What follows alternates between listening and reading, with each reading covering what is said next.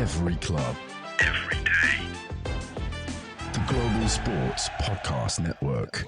Hey everyone, welcome in. And once again, it is here at Daily Wolves. It is me, Chris, and with me as always is Nathan. Hello, Nathan. Hello, everyone. Hello. And Will. Hello, Will. Yeah, can I just question something already there? You said as always, Nathan, and I just get fobbed off and Will. Well, and Will. I'm the new signing. Exactly. It's so crucially not as always. But as always now, we are, for me, time is a fluid thing that moves forward, and we are now one. So as always, as of now, go with it. No, yeah. We are one and the same, Will. Just embrace it. I liked it. Thanks, Chris. Well, you would. Yeah. Well, you have to like something because, we don't have loads to enjoy. We come to you, as always, on this happy, shiny Monday. That's not a thing that anyone ever says. Where Wolves, of course, lost at home to Liverpool 1-2 with goals from Ait Nouri, Kanate and Mohamed Salah filling up the scoreline. Before we get into what we think of the flow of the game, the goals themselves, and any other things that people want to rave or rant about, or even praise, let's rewind time a little bit and discuss, as always, Saturday came. We as we record this, actually, it is Saturday night. We're doing our live kind of thoughts on the day itself, which may be good or bad. We haven't had time to calm down. And look, I'm glad it's not live. Okay. Yeah. So the point is, let's rewind to this morning. Well, mid-afternoon, say before the game itself, or late afternoon, because the late kickoff lineups came out. Will, what did you think when you saw the initial lineup? I mean, basically, it's pretty much unchanged, right? Yeah. Barring we had our pre-match thing, and then the news broke after that about the fact of this virus, this bug coming through, which basically affected the back line. So, what did you make of all of that? I was quite happy with it, considering that you're the Santi fan. Yeah, well, considering all the things we heard about the virus and just the way things were looking anyway, with Mosquera being injured, I thought we could have done a lot worse than a back four of Totti, Bueno, and Semedo and Ait Nouri. So yeah, I was relatively confident. The only thing that I would have changed would have been Bellegarde, which I'm sure we'll get to later. But I remember thinking before the game that I don't know. I don't think he deserved a start, if I'm being honest. But apart from that, yeah, I thought it was relatively promising. Okay, all right. Nathan, what about you? Yeah, I tend to agree with what you said, Will, to be honest. I did think Bellegarde didn't quite justify the start. It didn't feel as though he'd done enough in previous games to nail on that position, and with other players looking promising, like it felt like Rodrigo Gomez and Forbes in previous games looked like they had just that, maybe that little bit extra or that little bit of something different. But as we were saying, like, it didn't feel like it was unexpected. It kind of, that lineup didn't really raise any eyebrows. I kind of thought, yeah, that's fair enough given the situation and the players that he had available to him, really. Yeah, I'd agree. I think the one that has felt most susceptible to change, at least in terms of maybe Gary O'Neill's vision, is Bellegarde. And I mean, we'll come on to the second half later, but perhaps Carlos Forbes is knocking on the door to that spot potentially. I would like to think so, but I mean, we'll get to that. But I think he should be through the door, opened it, and sat down and made himself at him. All right, I was going to get to it later, but you've just jumped me and jumped in there, Will. Yeah, no problem at all. My bad. But overall, though, yeah, I mean, it does feel like, unless he's forced to at the moment, this is how he wants to go. Pretty much, Gary O'Neill. It's been pretty much unchanged, bar whether it's usually only due to an injury or in this case a virus or anything else seems to change. This seems to be pretty much how he's going. I mean, on the one hand, we got to see some Santi Bueno, so that was interesting. He did all right again. Will was very happy, I can imagine. Yeah, Will was very happy. We had Mr. Alfie Pond on the bench. There was a chance we might have seen him, but we didn't. I was almost a little bit excited for him. Come on. But yeah, and Totti apparently came back a week earlier than expected, kind of having to step in because of the fact that Dawson's come down as part of this virus or whatever sickness bug is going around the camp at the moment.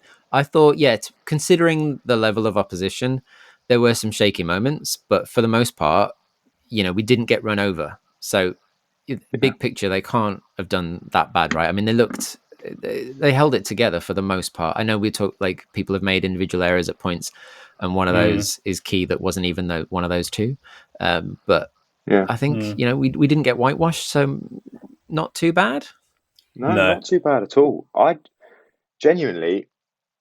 thought I was going to feel worse at this stage. If you'd have asked me about a day ago, right, and with all our predictions, even though I know you and I predicted 2-2, Chris, and we were fairly close to it at one point, but I thought it was going to happen. I know. I was like, oh, so close. I mean, Will, your 3-0 was a little bit more out the window, but we won't talk too much about that. But yeah, I felt dreaming is for free. Yeah, it is. But I thought I was going to feel worse after the game. Put it that way. I thought that I was going to come away from it thinking, we were all expecting maybe a bone. I don't know how to explain it really. Like maybe the commentators were using brittle. I was watching it in a pub, and the commentators were expecting a brittle performance, and I think I don't really like that word, especially not when they're talking about Wolves. And I feel like we didn't give them that. We showed them a lot more than that. I think we did give them a bit of resilience throughout. And I thought, like the players you just mentioned, Chris, like Totti and Bueno, I thought they did really well.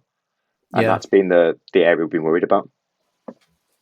Can I jump in there? Sorry. Go on then. Go. Sorry. I do agree that we looked good at times and we showed more than being brittle and so on and so forth. But again, guys, we got nothing to show for it. Nothing, and that's what has annoyed me the most. So I know we speak about, of course we're glad we didn't completely capitulate and we had a half decent starting lineup. It was better than we all probably expected.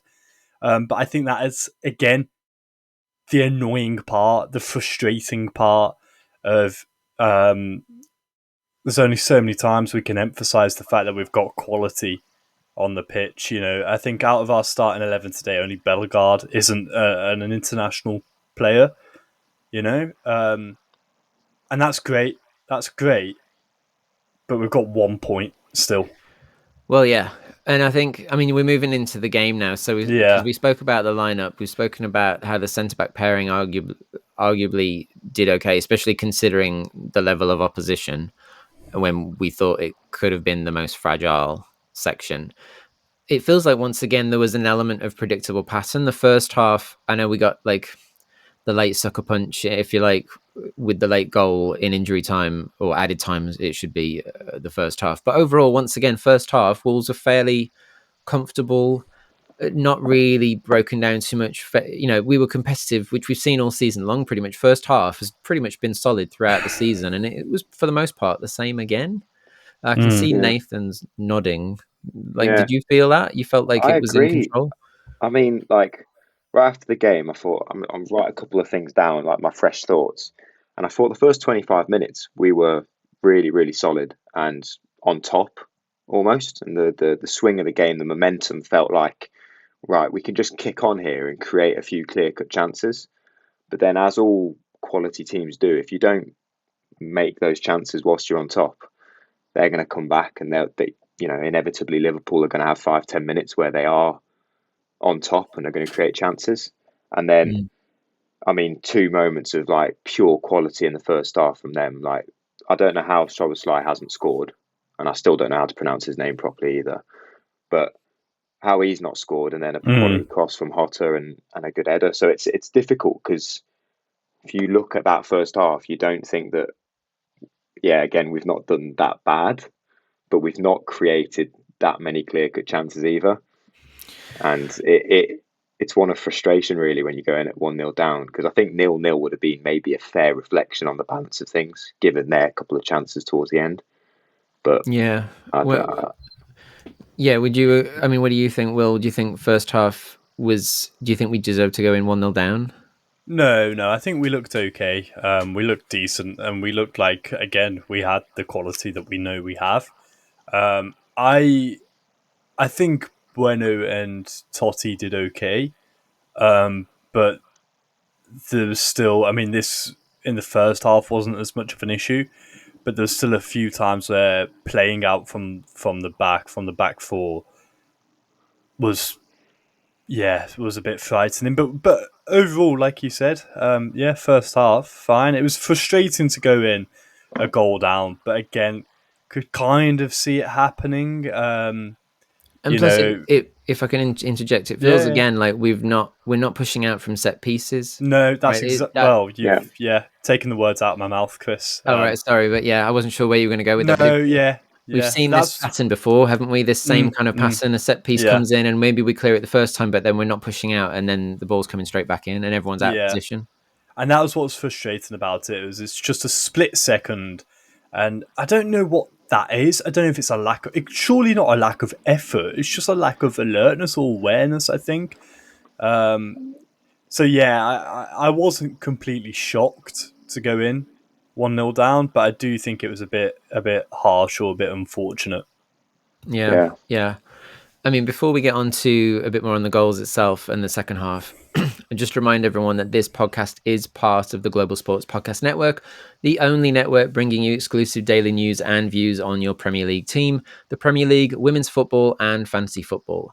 A unique listening experience that puts fans first, bringing you the very latest breaking news from your team. Subscribe wherever you get your podcasts and make us your first listen every day. Global Sports Podcast Network, every club, every day.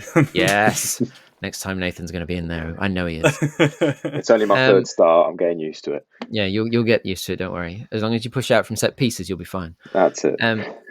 So I felt gutted at half time, to be honest, when it just felt like, all right, I'll take a 0-0 at half time. I would have taken that happily against Liverpool and see if we could actually have a second half that wasn't appalling. But to go in the goal down, it was slightly demoralizing. Second half comes, and then, like, I don't know, we didn't feel like we really made many chances, but then we get something out of nothing almost. Yeah, but I don't think it wasn't a case of like we've seen in the other games, in terms of we were non-existent second half and it was a complete tale of two halves. I think we just looked a bit poor throughout, or not poor, but just inconsistent throughout. Like, again, we had moments and really good passages of play. We got a goal back, which decent goal, but very, very lucky to get that fluke, back. Wasn't it? It's and that's something I want to emphasize. Is it's not like I wouldn't say we didn't deserve that goal because we'd been doing okay at that point in time, but it's not a goal that we made ourselves. So we can only rave and give it so much credit for that. Yeah. And on that goal, if I can say, I know we're jumping around a little bit in terms of the second half, particularly, but it technically the assist went to Forbes, but that Strand Larsen, in terms of, because he's the one that's put the pressure on and won the ball back high up the pitch. And I can't remember which game it was, but I feel like he's had a couple of moments this season already where he's created a goal out of nothing like that from hounding the defense. And it feels like we've been calling out for a number 9 for the last couple of seasons at least. And there's a few times in this game particularly where I saw where, if we got an early cross into the box, he was in great positions, but the ball isn't coming in because, like you say, we're always kind of playing it back or like playing out from the back and moving it around. We're not really doing anything. We've got someone who's really big and we're not whipping loads of crosses into the box. And then he's actually, and so I feel like there's areas of the game where maybe he seems quiet, but he's doing what he's meant to be doing. He's putting himself in the right positions and he's causing trouble. And then he makes a goal out of nothing because of the fact that he's putting himself about. Yeah, I think the only thing I would say is that I probably want a little bit more from him off the ball. Yeah. Not going forwards, like you said, attacking wise, there's no issues to be had there. But I think sort of defensively, I don't think we're sort of, pushing our luck or going over the top to ask for a bit more off the ball from him. But I don't think that's all his fault. I reckon a lot of that's due to the sort of system that we're playing in, where he is just up there on his own. And it is a difficult one to deal with.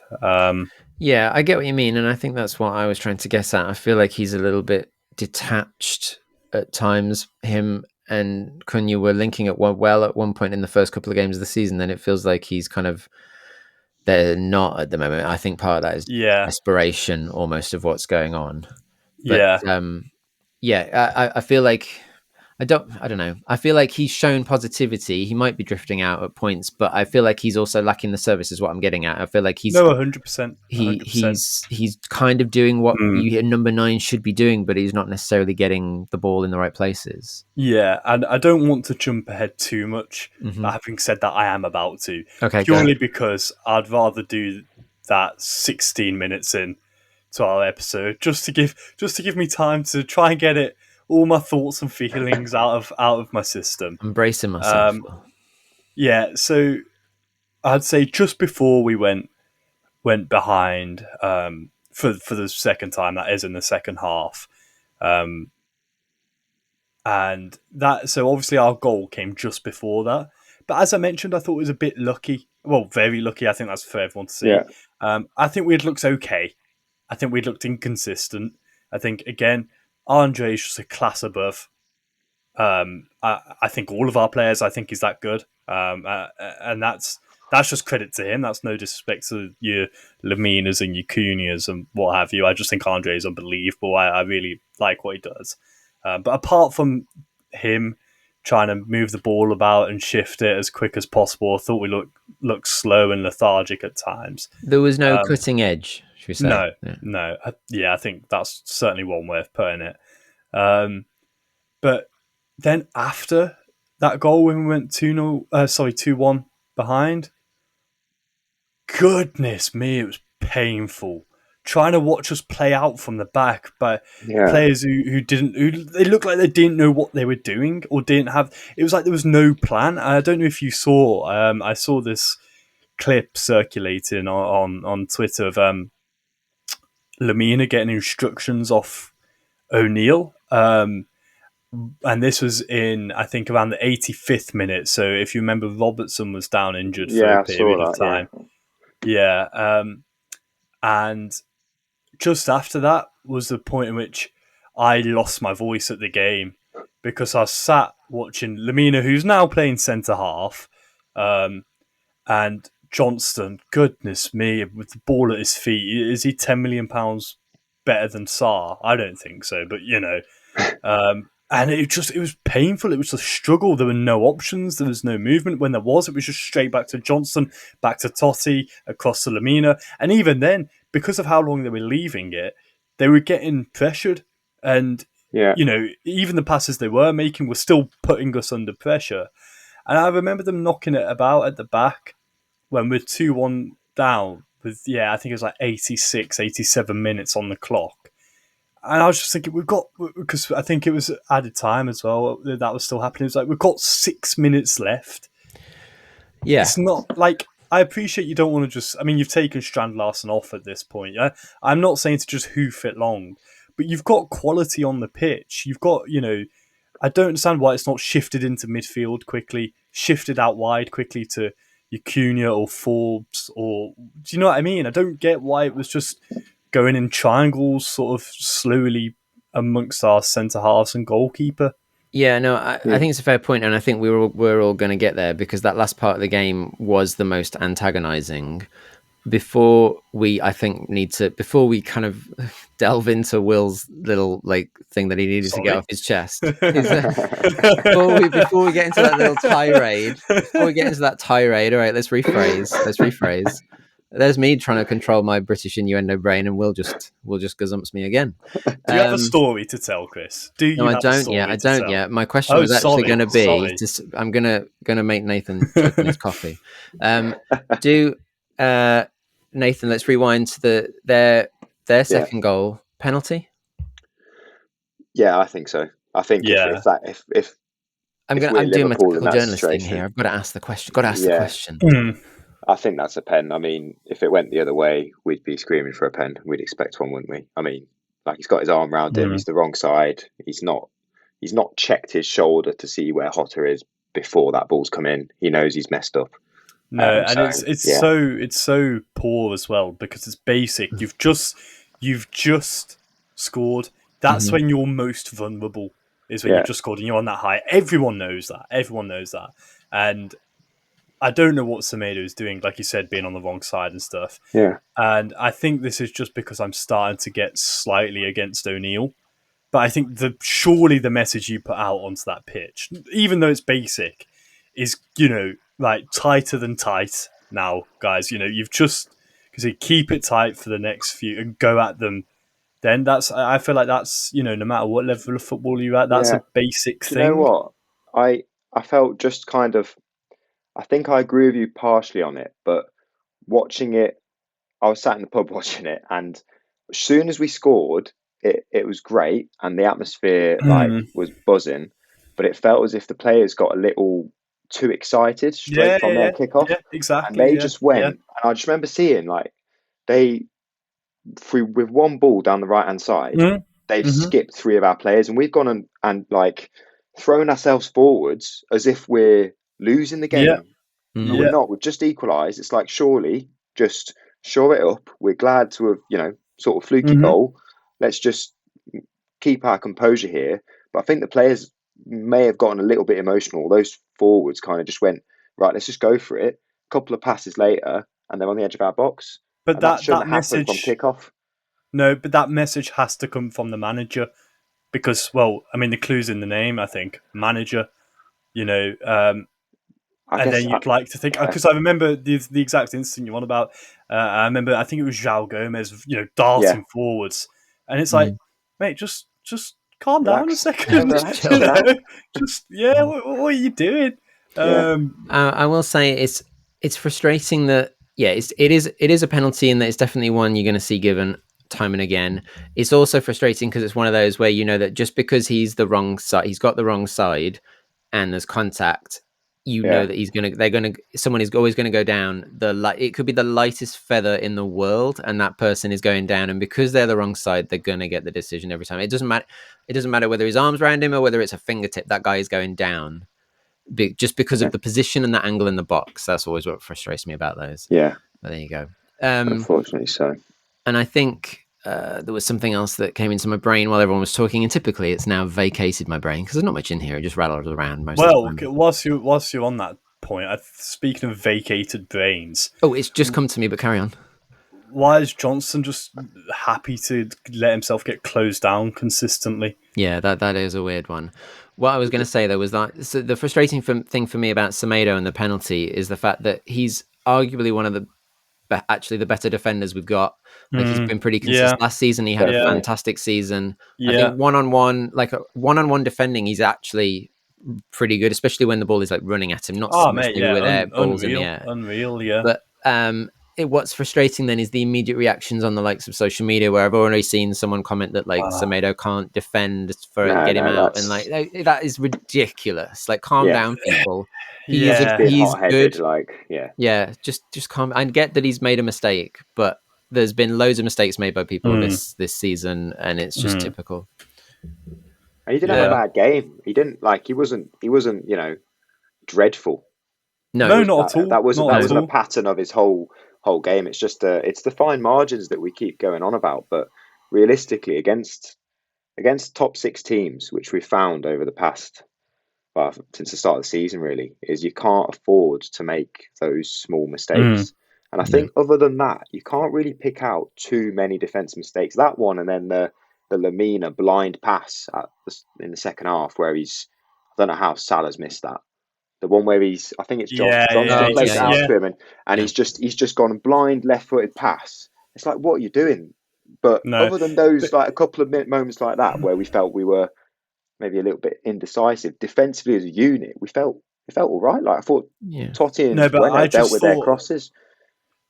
I just thought, when we weren't in possession in defence, the actual defending was fine. But that was my point. Yeah. Just on the ball. But it wasn't just frustrating to watch because you want to get it forwards or so on. Because I understand, we can't just do 2 banks of 4 and lump up to the big man up top. You're not going to win like that in this day and age. But it was how painfully slow our players were taking on the ball and then being forced into issues, but not because of Liverpool's good press. Because Liverpool didn't play well. I heard Slot after the game saying it wasn't their best game. I could have told you that. And that's what's the most annoying, is the fact that, even then with them, not at the races, but not at the races against the poor side, because we have been a poor side this season. Well, you say that, but before we rant and rave anymore on the closing parts of the game, which is where it started to get frustrating. Yeah. For other people that do want to rant and rave, if they have a story to tell that the world needs to hear, have they struggled with reaching new audiences who are engaged with their story? It might be time for you to start a podcast. Let me tell you about a platform we use here at Global Sports Podcast Network. Zencastr makes it easy to start a high-quality podcast built for growth from day one. With 4K video recording from your phone and AI editing that automatically removes ums, ahs, you knows, and 22 other speech patterns, Zencastr makes it super easy to start a podcast that sounds great. Ready to tell your story? Check out the link in the show description to learn more about Zencastr. Now, expertly done. Thank you. You had me hooked in there. Thank you.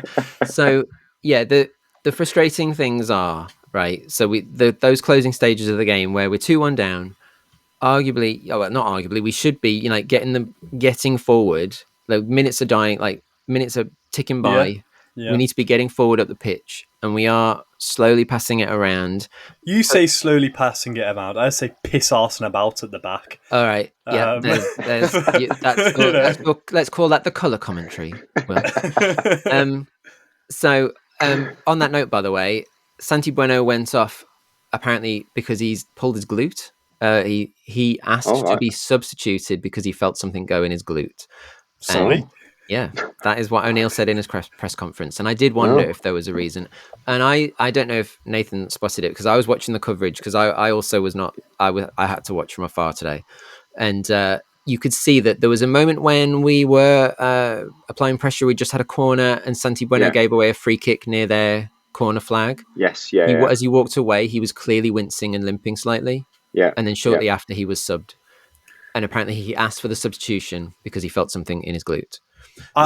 Sorry, are we just ignoring the phrase "he felt something in his glute"? He just felt something. Yeah, we don't know if it was a Liverpool player or anything else going on. I am reporting it to you as I hear it. So, can we just point out though that firstly, we didn't see Mr. Pond come on, who sat on there under 21s begging for his first opportunity. No, we saw, like you said, Lamina end up in central defence. Now, fair enough. Maybe there was only at that point 10-15 minutes left, and he maybe thought, let's just get another forward on, because I think looking at subs, that's when around the time Forbes came on. Who came on for him? No, Forbes came on. Doyle came on. Doyle came on for Bueno, so he's put on another midfielder. Yeah. And then Lamina dropped back. Yeah. But that's the reason at that point that Bueno went off. Yeah. Are we going to talk about our mate Hwang? His, or lack of performance. So the subs came on. Yeah, Forbes had come on before that. 52 minutes looked sharp. I mean, it looked, of all the things we're talking about, people in Will's words pissing about. He was getting it forward. He was trying to go. Yeah. Just on the ones who weren't doing that, Bellegarde coming off, I noticed, and I think this was O'Neill's response to recent criticism. He's obviously been listening to GSPN. Recent criticism of not being proactive enough with the substitutions, because Bellegarde, I think, had looked a bit below par, shall we say, throughout the first half. And he just gave away a needless pass, I think, or it was something sloppy, some mistake.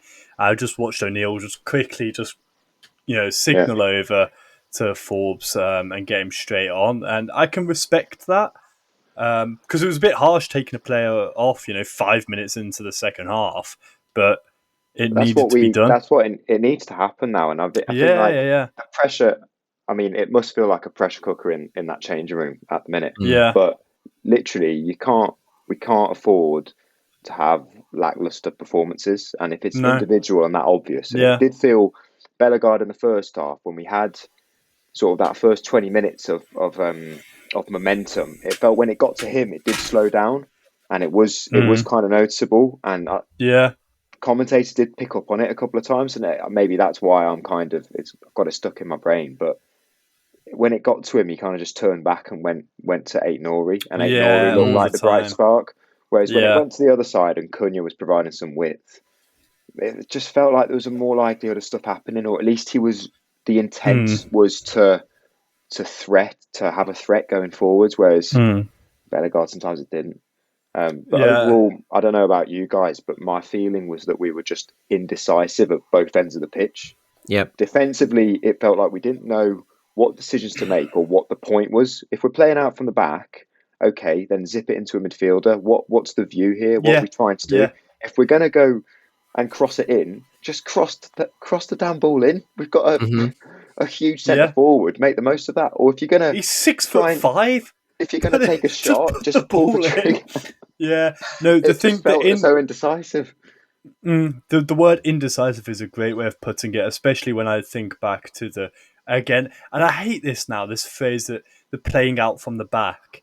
It's not playing out from the back. It's just knocking it sideways. Between two centre halves and a goalkeeper who couldn't kick a cat. And, and just getting panicked and pressured through no fault but your own. And I just, it just beggars belief. I can't understand how that's the message onto the pitch, is to keep doing that. No. It's clearly not working. Lads, we're what? We've got 1 point. It's going to be November without us winning. I mean, in the post-match press conference, Gary O'Neill actually talks about and admits that there was poor decision-making in the last few minutes when they should have been moving up the pitch faster. He talks about poor decision-making when they should have been getting the ball in the box in those last moments when it should have been out to wingers and just whipped in. I know, he's, again, fairly candid with his comments on the things that he thinks they made mistakes on, and I agreed with all the things he said, because that's where all this conversation is going, that especially in those latter stages when we should be chasing the game, it just slowed down to a crawl. Yeah. As I say, I thought Forbes looked lively and I want to see more of him. Yeah, 100%. You've mentioned Hwang, Nathan. I would have liked to have seen, I mentioned in the last episode, someone like Gomez come on instead, because it's again to match that Forbes excitement's the wrong word, but just someone who's anxious to go for it. Yeah. I think excitement's I think it's a decent word for Forbes. He's rapid. Yeah. He made Robertson look really slow. And I mean, you can tell that there's a couple of times where a simple pass, he kind of just wasn't concentrating, or I don't know what was going on, but he turned them inside out, and then his final ball wasn't great. But it's just we're in a position where we're not. Yeah, something needs to happen, right? We're 2-1 down in the game. You need something, and he brought something. Yeah. Whereas Hwang didn't bring anything. I can't remember him running at someone. No, he bought a few. Sorry, he bought a few shirt sales and streams from South Korea. Oh, you had me there. Yeah, well, I mean, I was ready to go at you if you were going to say he bought some crosses. No, I've had enough, and I've got a question I just want to pose to you guys here. It's a big one. I admit I'm putting you on the spot, but you can be impartial with this. But Gary O'Neill, how long are you giving him if results keep going this way? I'm not saying that I think all of this is his fault. I think Fosun are the biggest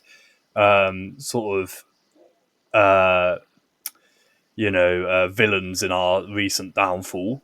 But again, we've got 1 point. I just want to know what your thoughts are. Nathan, I'm going to turn this one to you first. Okay. I heard your sigh. I thought I was going to leave it to you, but my thought is maybe similar to the position we were in 2 or 3 seasons ago when we were bottom after 10 games. I think it was 11 points, and then Lopetegui came in. But so sorry, can I just go on. sorry? That season we had the break around Christmas time. Yeah, with the World Cup. Yeah, Yeah, we don't have that now. So I just wanted to true. mention So that would be a luxury right now, right? But I think 10, 15 games, if it goes as badly or continues to go as badly as it is, then at that point you surely have to change something, because there still is time for someone to come in and have an impact. But if things do improve, then I can't see him. Say we pick up, if we, obviously you can't see him go. But yeah, I felt that was a fairly obvious statement there. But yeah, I'd say I'd give him. Yeah, if things do improve, I think we'll keep him. So about 5 to 10 more games. Yeah, I'd say 5-10 more games. Yeah, I think that's kind, but I can understand it. Chris? Yeah, I'm probably gonna. I'm around the same mark. I'm around the same mark. I know, but I always think there's that thing of people jumping the gun too soon on these things, and I know it's easy. That sounds weird to say with only 1 point so far this season, but I do think, there's a lot to be said with some of the performances we've seen, given the opposition. I do. Will's sighing, but I do. No, because I get it. And I appreciate it, because we have looked positive, and that's because we've got great players. But we've got 1 point. I know. I think it's still too soon. No, well, I will drop agree. At you. Did you see in the press in Arne Slot's press conference after the game as well? He said, Wolves absolutely do not deserve to be 20th. I have watched every game and they have been in every game with a chance. 20, no way, they will not be there. They have an excellent manager in Gary Neal. So he's jumping on the Gary Neal bandwagon, just to throw that in there. You would do that after you beat us, Yeah. But I thought it was a decent thing to say. It was. I couldn't care less that he said. Yeah. No, but sorry. The reason I asked. First of all, I give my thoughts.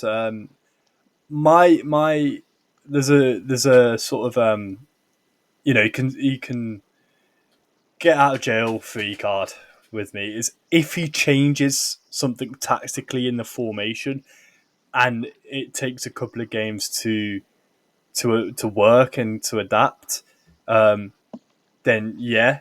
But if he persists with the back four, bearing in mind he didn't deem us good enough to play a back four last season, and we've only got a weaker defence since then. So why does he now think that we are now good enough? That makes no sense. But if he persists with that, then and we keep losing, no matter how many sort of times Andre plays a couple of through balls, or Cunha knocks it past someone and Strand Larsen puts himself about a bit, that's lovely. But when we're losing next week to Brentford, it's not going to cut the mustard. Will, do you actually reckon that the problem is the back four, though? Like, I get your point. I get your point of, like, we have 1 point, and obviously that's all that matters is the points you've got on the board. But in today's game, after watching it, did you feel like the back five? Do you think those mistakes and those things don't happen? Yes, you know what I mean? I think you've got a lot more protection. I think it would have been a completely different game of football. Even though a lot of the goals have actually come from set piece situations, in terms of like the aftermath of a set piece. Yeah, I still think you're just more rigid. Full stop, set piece or in play. I think when you're in the position we're in, and you're clearly not good enough to play in a back four, you're clearly not. It's 15 goals now we've conceded? No, 17, 16, something like that. Just give more numbers. It's around that. I think 16. Right. We weren't good enough in O'Neill's own sort of philosophy last year. We weren't good enough to play a back four, right? No team concedes as many as we have and plays sort of. I wouldn't say. No, we haven't played defensively, but we've had a lot of the ball at the back. Obviously, trying to move it. Yeah. Right. It's clearly not working. it's not working. The results, I don't have to sit and justify it. The results are there for all to see. No, you can say that, but I will, I don't want us to rant on all night long. And what I will say is that I don't think a neutral watches that game and thinks that Wolves got run over. I know, but we can say this about every game. I know, but I'm trying to be Mr. Positive as we get towards the end, because we will rant all night otherwise on this same point. Yeah. Is that there is definitely there's stuff there that gives us, we shouldn't be in this battle, but we will not be where we are now at the end of the season because of what we have seen so far in these games. I believe that firmly. I meant to ask you guys, do you feel the same way now as you did in other seasons where we've been bottom?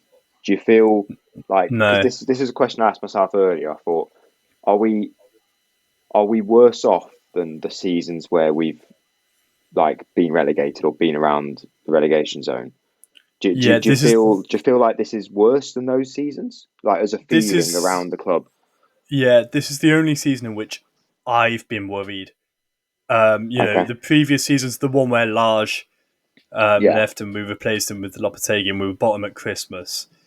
I remember just being so calm and relaxed. We were bottom at Christmas and I was like, no, we'll be fine. And you know why that is? Because Ruben Neves... Neves posted on his Instagram. No. He said we will be fine, I'm sure. I remember it like it was yesterday. No, you've just lost me, Will. Sorry. No, I don't feel as scared as some of those seasons. I believe there's been a lot more there's a lot more skill and assurity been shown at points in the games. Maybe not today, but some of the responses they've shown in some of the games have been a lot more positive. But there's been a lot more losses. There's been a lot more losses and a lot more goals conceded. So I do agree, but I agree with you in terms of like you said, the just quality that we've seen. We should be okay, but we're cutting it very, very fine. I think we are very fine. Well, time's going to tell. Yeah, I don't know. We can rant about this all night long. Yeah, we can. My bad. Really good. Let's get some closing thoughts then, shall we, really? I mean, because obviously during the week we'll go ahead and look at, the next game to come, more thoughts and fallout from this, I am sure, as the week goes on. So, Will, any final thoughts or comments on just we need to beat Brentford. Need to. I think it's that simple. Yeah. Okay. Yeah. Nathan? My overall thoughts on today's game would be indecisive. I'm quite happy I came up with that word. But going forward, I think we need to change that to decisive. Decisive. Decisive in both boxes and just points on the board. Like, every game now becomes almost like a must-win or must... 6-pointer. Yeah, exactly, yeah. Yeah. I also think, I think overall it's bizarre. I watched that game today and I think, once again, how did we not get anything from this game? Just because I feel like Liverpool, you can say, yes, they had a poor game, but I also think there was periods where Wolves once again made them poor points just because, the likes of Andre had a good performance today. And as always, but the point is that midfield did make it difficult for them at times. And that's one of the reasons they didn't just run over us like Liverpool can do, because the likes of Andre get stuck in and always make it difficult. So I think that's why I'm feeling still slightly optimistic about the whole thing. So that's kind of where I'm at. I don't know. I mean, maybe my Monday, Tuesday will feel different and I'll be on there ranting just like Will, but I hope not, because... I want to be Mr. I hope Positive. Not as well. I don't want to be. It's just... Just think about Andre. Just think about Andre and you'll get a good night's sleep, because he is mustard. There we go. On that note, we're all going to go and check our glutes now. So Speak for yourself. What do you think I'll be doing this whole time? Have a fabulous rest of your day, everyone, and we'll see you again soon. Take care. See ya. Every club, every day. The Global Sports Podcast Network.